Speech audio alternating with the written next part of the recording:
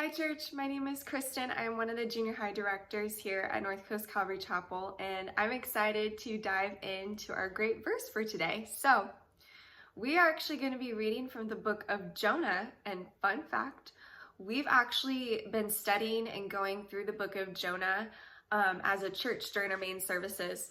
And so I got my cool little Jonah book here.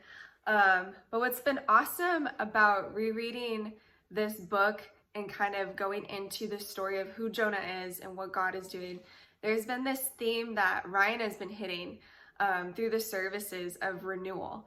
And what's beautiful about this story of Jonah is God is in the process of renewing Jonah, and we can completely relate to that. We can relate to Jonah fleeing from God and turning in the opposite direction. And what's amazing is God does not flee from Jonah, and he is in pursuit of him. So at this point of what we're going to read today, this is after Jonah has been thrown overboard into the sea, and God sends a big fish to swallow him up. And we are here right in the middle of Jonah's prayer to God. Mind you, he is in the belly of a fish. It is completely dark. He is all alone, and he has this beautiful prayer between him and God. It's just him speaking to the Lord. And so let's read Jonah chapter 2, verse 7. It says this: "When my life was ebbing away, I remembered you, Lord, and my prayer rose to you, to your holy temple." There's 4 words that just struck me about this verse. I remembered you, Lord. There is such power in remembering what God has done in your life, especially in Jonah's position here. He is alone, but along the way of him disobeying God, he is seeing God at work. And there's this transformation within Jonah where at this point, his heart is now turned towards God.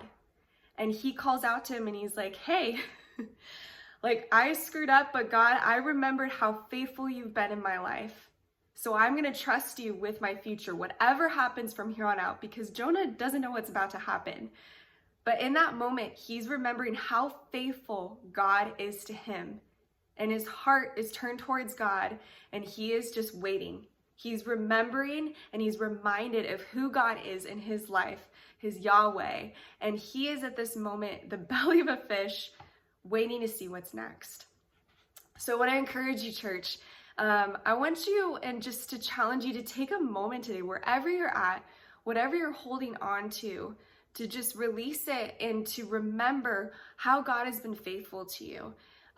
It's such, in this process of renewal and transformation that we go through every day, you know, as Christians, we're being renewed every single day. When we remember what God has done and what he's brought us out of, that fuels this trust for God and what he's going to do in his will for our lives in the future. So I hope that encouraged you guys this morning, and have a wonderful rest of your week.